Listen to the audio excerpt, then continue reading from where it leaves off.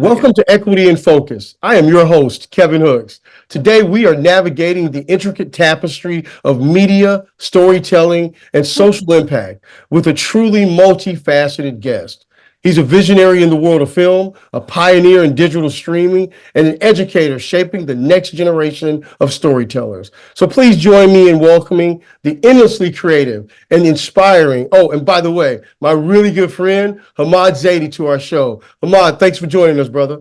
Hey, man, thank you so much for having us. Before we start, I just want to tell everyone I've known Kevin for 30 years. I believe we either met in the fall of 93 or the spring of 94, but it was 30 years Oh, in Kansas City, by the way. in Kansas City. Right. Kansas City, Missouri. Yeah. Yep, that's where we met. So All it's right, been so a listen, long run. I appreciate you throwing it out there, brother. But before we get started and dive into our conversation, why don't you tell the world who is Hammad Zaidi? All right. So this is how I tell people when I meet them. I am a ridiculously lucky kid at heart who has had about 98% of my childhood dreams come true so far.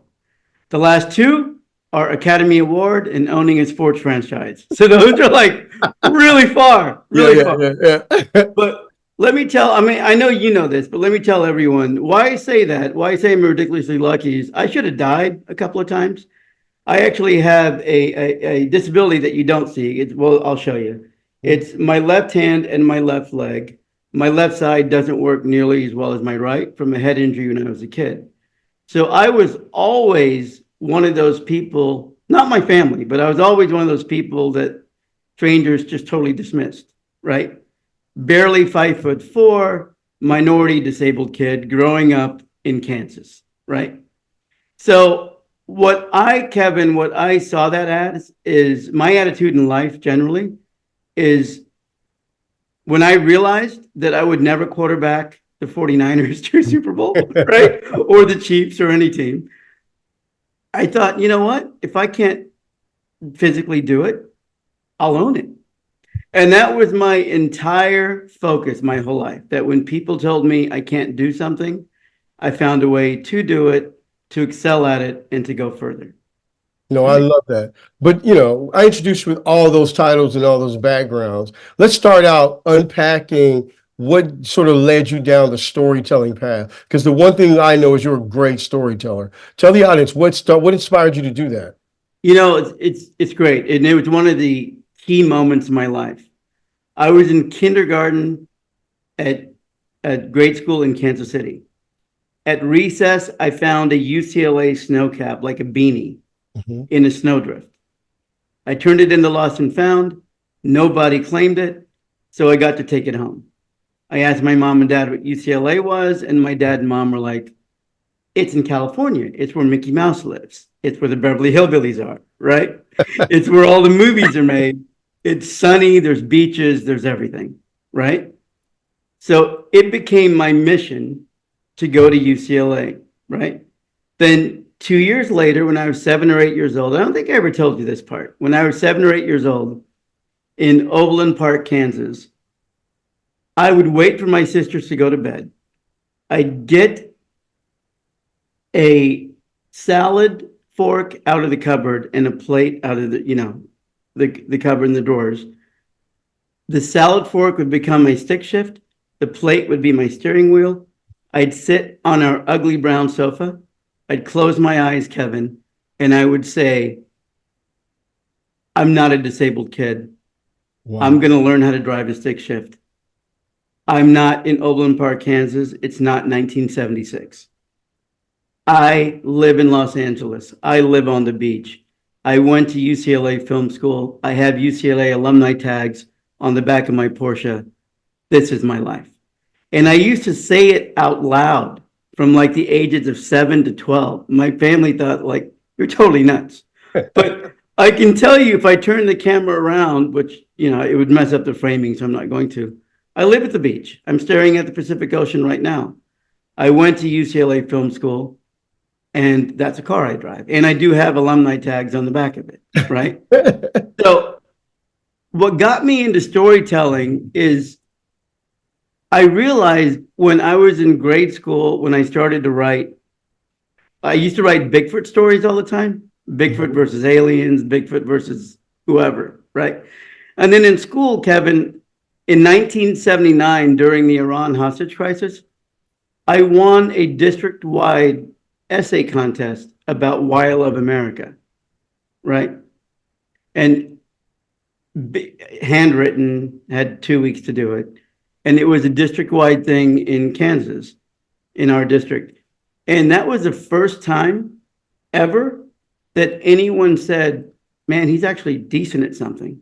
And that something was telling stories and writing. So, being disabled and being eternally positive, right? Totally positive. I just thought, you know what? I do type one-handed. I still type one-handed, right? Because my left hand doesn't work.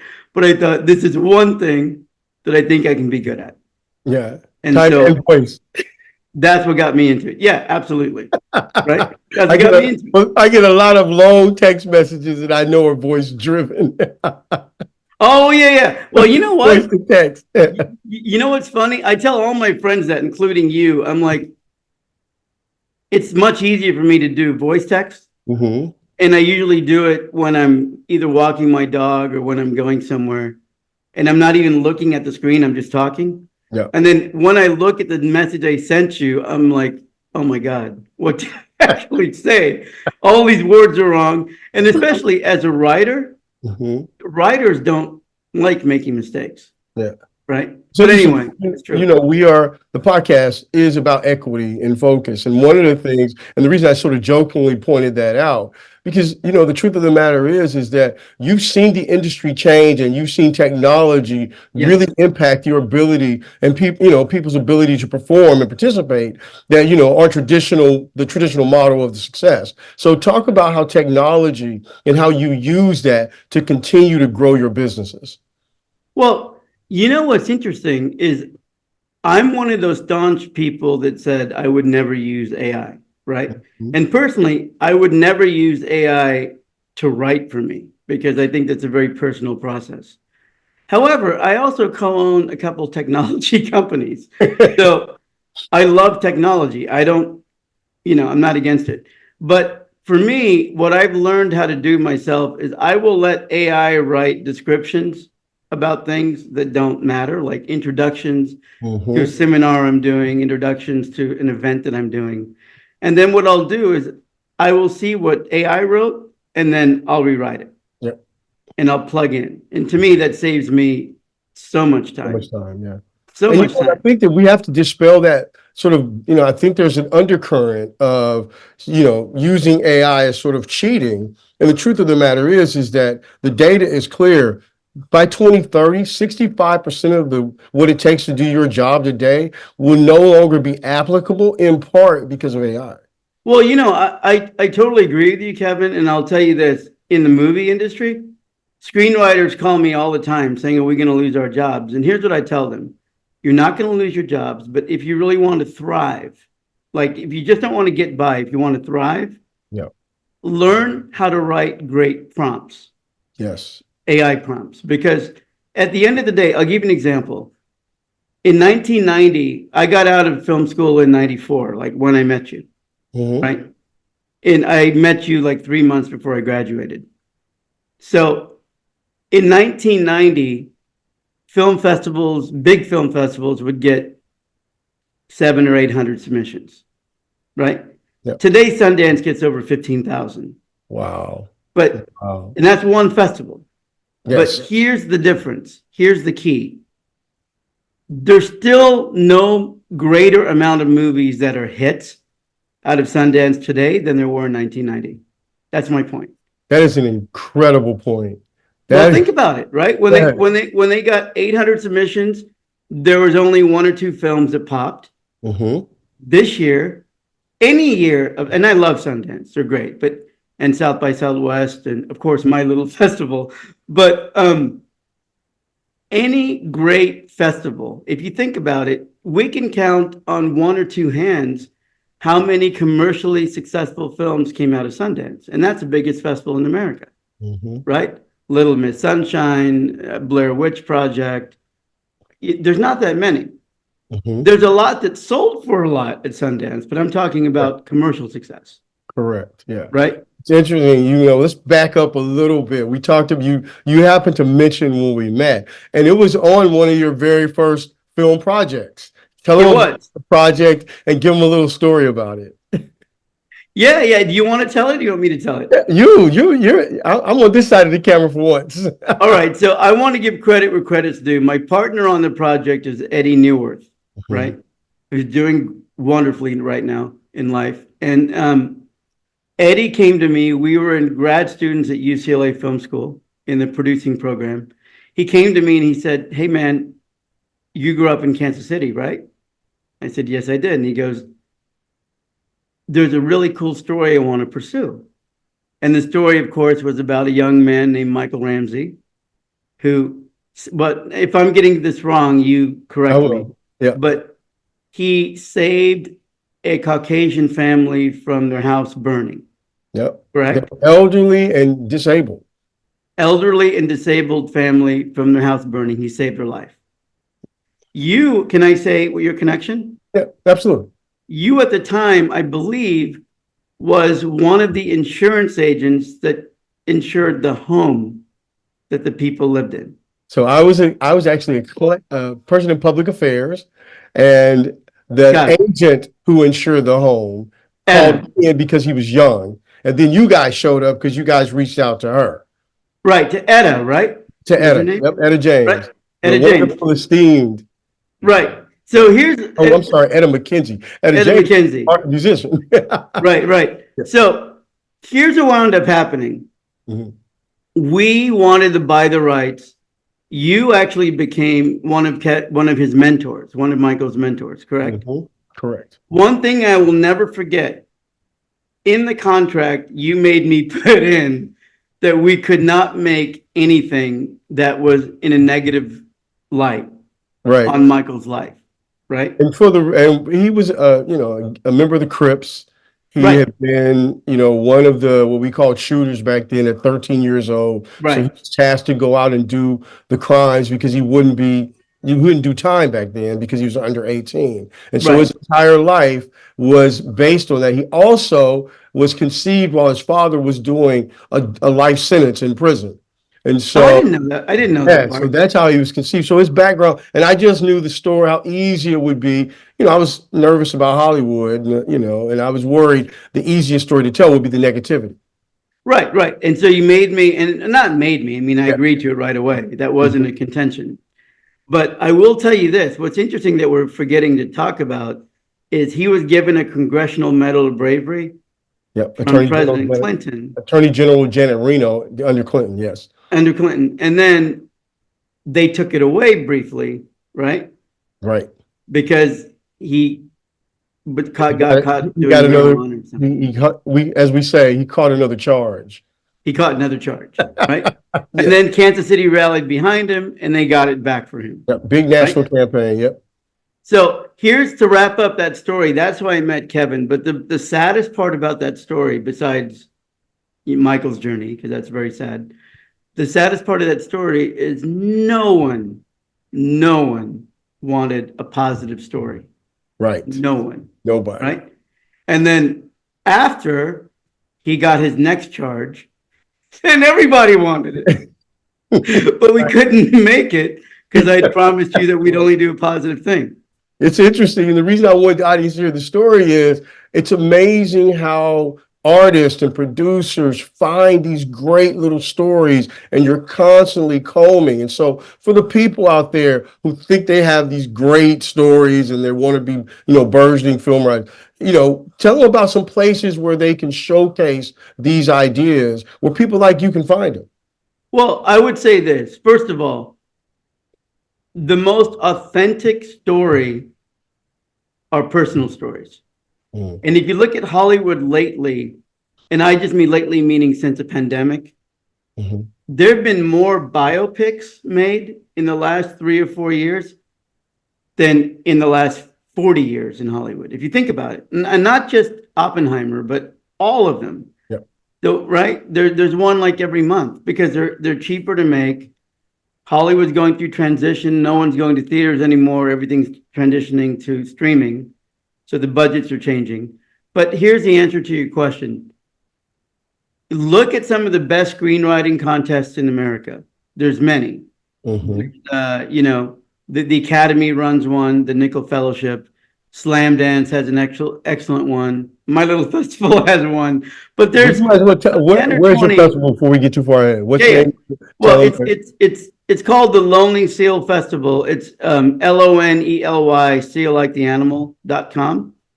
And actually, that's the overall company, but you can click on the festival tab.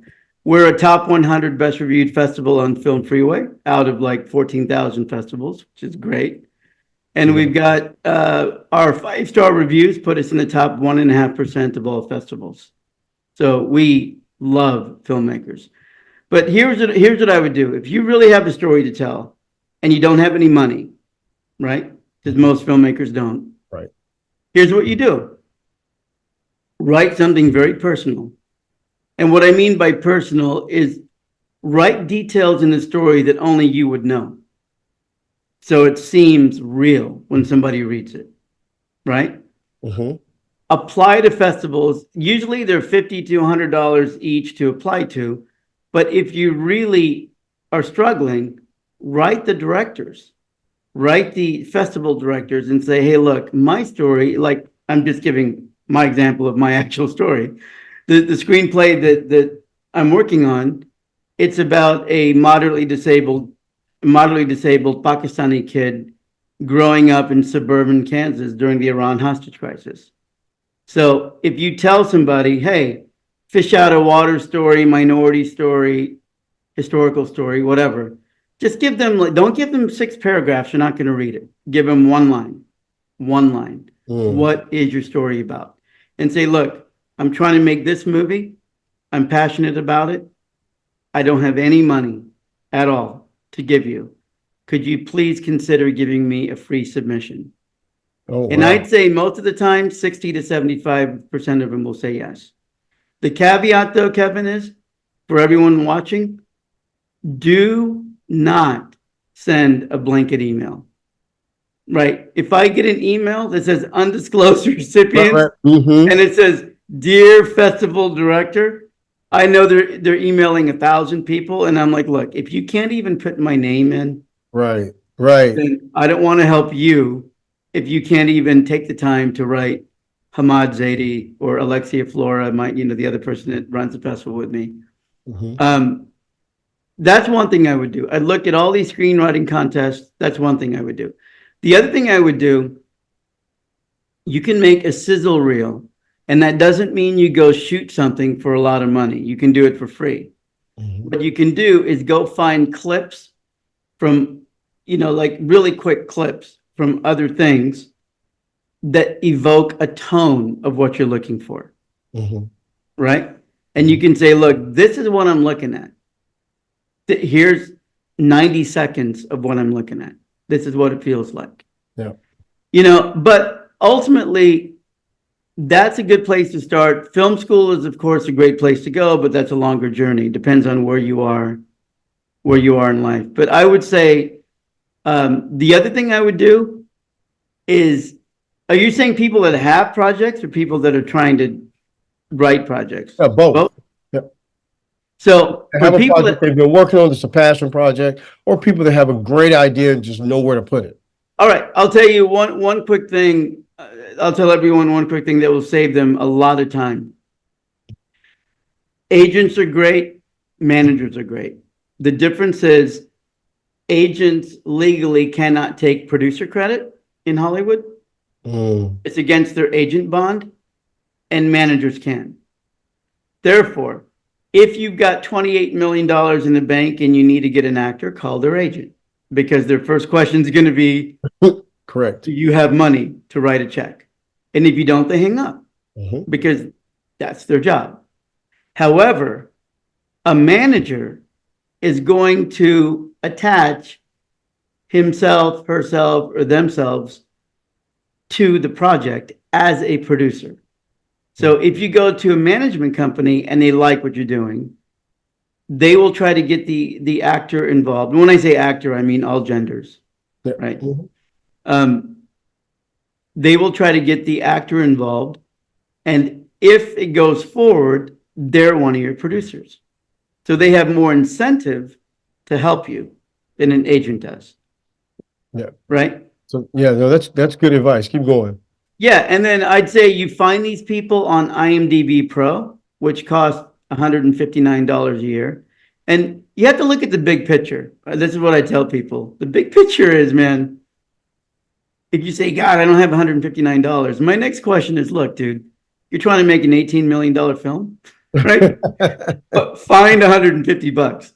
I'm not asking you to go raise 10 million, but Mhm. there's certain essentials that you need. Yeah, so you got to, yeah, even skin in the game, even if it's something small like that, just to even be able to hone your craft and create Yep. opportunity. And then I'll give two more super quick nuggets on that no one ever thinks about, right? Number one, copyright everything, everything. Mhm. And do not, and I know a lot of entertainment attorneys and they're all wonderful people, but you don't need to hire a lawyer to copyright something. Right. And this blows people away. All you have to do, and I hope a lot of people see this, all you have to do is go to copyright.gov. Yep. It's a $75 fee. Mhm. It takes 5 minutes to do online. The second you pay the fee and upload your work, it's immediately copywritten for 70, no, for your entire lifetime plus 70 years after your death. So for 75 bucks, you're covered for your lifetime plus 70 years after your death, right? Right. That's the first thing you should do. Mhm. And then the other thing that no one thinks about this, is if you've shot a movie, this is a trick I've learned as a distributor. If you shot a movie, if you and I finish a project in late October, right? The first thing I'm going to tell you is, Kev, we're going to copyright it on January 1st, right? And the reason is not a screenplay, I mean a physical product. Yeah. Why? Because just like cars, movies get old. And if you finish the movie in late October or early November and you go and put it on IMDb immediately, like 2024, right? Yeah. But then your movie's not sold yet and you still need to find somebody to buy it.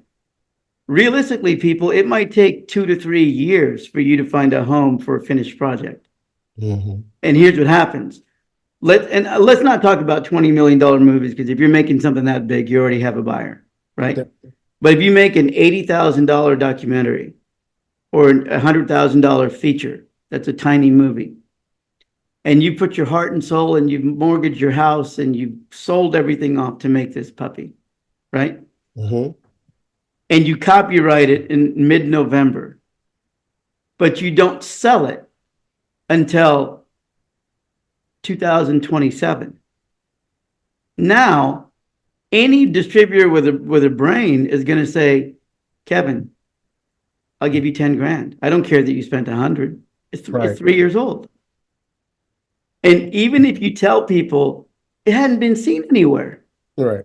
right? Right. They're like, yeah, but we looked up the IMDb. It says 2024. That means that it took you 3 years to sell it, which means that nobody wants it, which means we can pay less money. Right. Wow. No, Does that's that great make sense? advice. Yeah, that makes a lot of sense. And I love it because we're talking about how people started. So let's harken back when you were, doing the imaginary Porsche driving with the plate and and Yep. or the whatever. Like when you were doing that, did you imagine that you would expand to the many companies that you have and to that point? Talk about the different businesses that you've touched because of the desire to be a storyteller. Well, I will tell you this. My company's called Lonely Seal because when I was 7 years old and my little sister was 4, we saw a documentary on harp seals being clubbed. And they killed all of them except for one, which they called the Lonely Seal. Hmm. Originally, Kevin, I wanted to do a record company because back in the 70s, record companies were called seals because they used to press the vinyl. Hmm. It used to be like, what seal are you on? So my joke was I'd be Lonely Seal Records because I don't have any bands yet, right? But then I just kept the name. Mm, And when I went to film school, I thought, why not call the company Lonely Seal? So it has different divisions. Um, Lonely Seal Releasing is an international distributor, which means that I fly around the world to major film festivals to buy and sell product. I go to Cannes, Berlin, Sundance, Toronto, Hong Kong, Tokyo.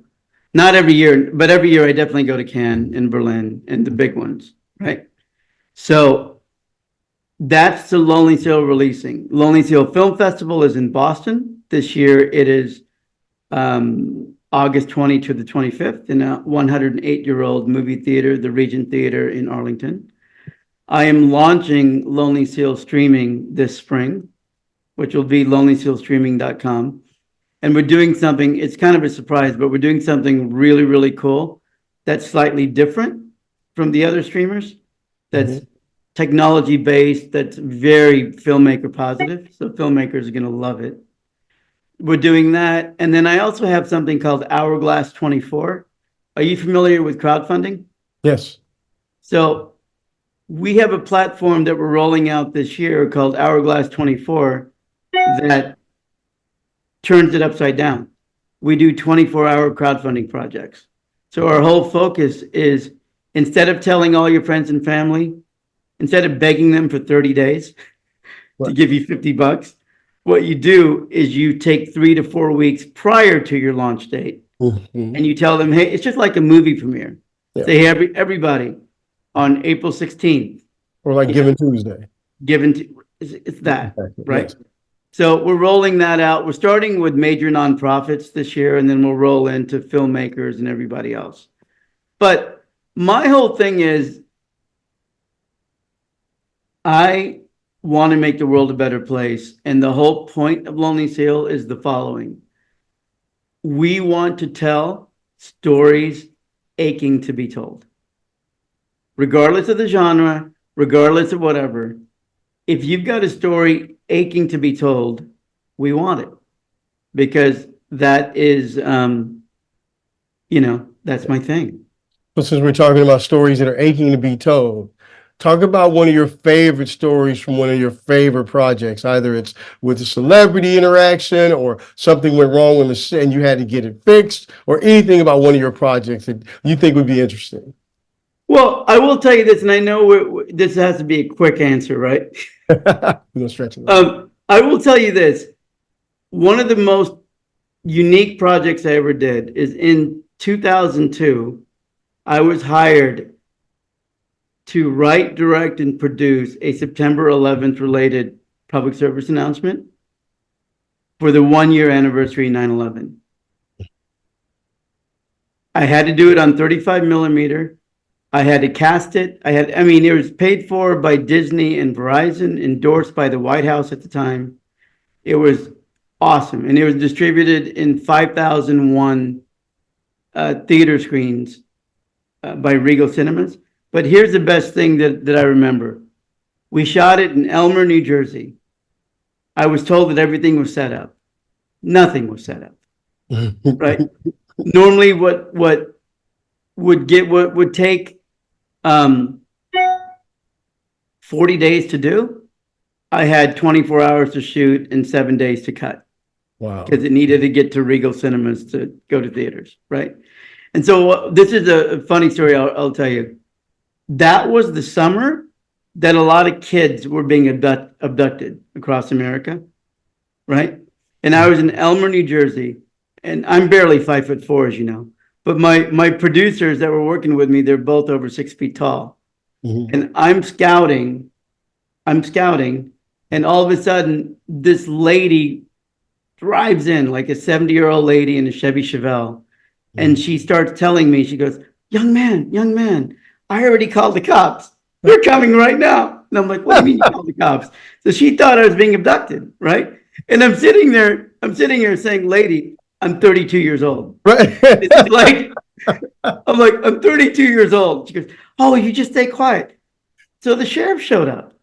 He Wow. actually showed up and he's like, what are you doing here? And I said, we're shooting a 9/11 spot. And he goes, do you have any permits? And I said, I was told everything was taken care of. Mhm. So he's like, nothing's been taken care of. And then what I did is I did what every good filmmaker does. I said, Sheriff, look, this is going out to Regal cinemas all over the country, like very soon. I will invite you and all of your deputies to set. I'll feed you all day long, all the drinks you want. Please let me do this. And then the last thing I'll tell you about the same thing Right. that was so cool, Kevin, we didn't have a location. So he put me in his sheriff's car and we drove around Elmer, New Jersey, trying to find homes to shoot this thing. And I was wearing my lucky UCLA t-shirt from when I was in school, and I still have my class ring on, right? So we go to all these houses. Everyone says, no, I don't want a film crew ruining my home, right? Yep, right. And then we get to the 12th or 13th house, and this young woman with a baby and a husband, she looks at me and she smiles and she's like, did you go to UCLA? And I said, I did. I did. I went to film school there. And she goes, prove it. And so I said, I still wear the ring, right? And she smiled and she goes, I graduated UCLA last year and came back to have my baby, right? And she's like, use her That home. is fantastic. Yeah. And then I will tell you, we did it. I was invited to the Lincoln Memorial on 9/11. Mhm, I did not get to meet the president, but I do know, and President Bush. mhm. I did not get to meet him, but somebody from his office heard that I love peanut M&Ms, and apparently he does as well. So his people, his lawyers approached me, or somebody from his cabinet approached me, somebody from there, and they said, the president would like to thank you for doing this PSA.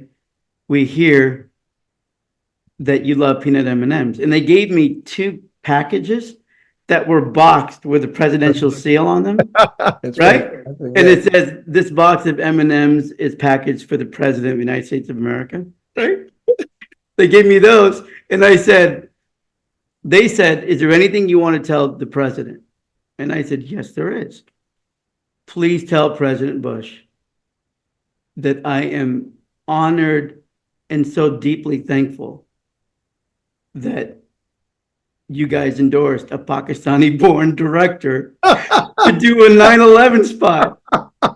And Kevin, I swear, one of the guys, I don't know which one, but one of the guys, his mouth drops open. He's like, you're not Spanish? Oh, only on Equity and Focus, brother. Right. Only on Equity Only. and Focus.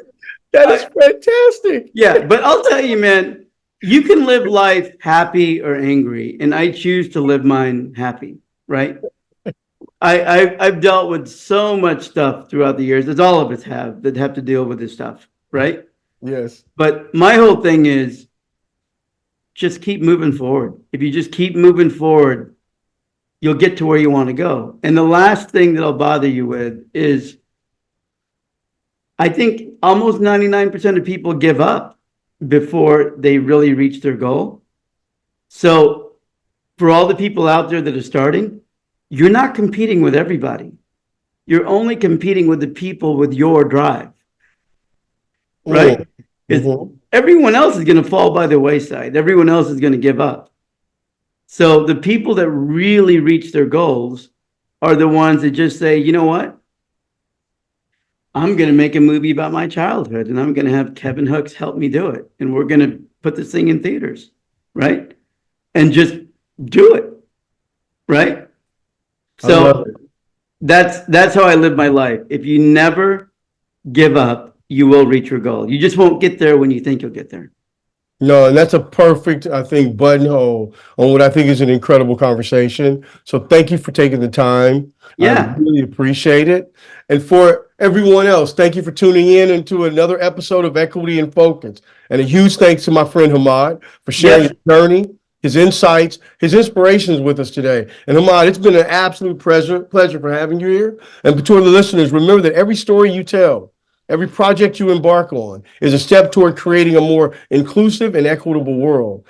Keep pushing the boundaries and making your voices heard. And until next time, I'm Kevin Hooks, reminding you to stay curious, stay inspired, and keep striving for equity in every frame. Goodbye for now. See you next episode. Thank you so much, guys. Thank you.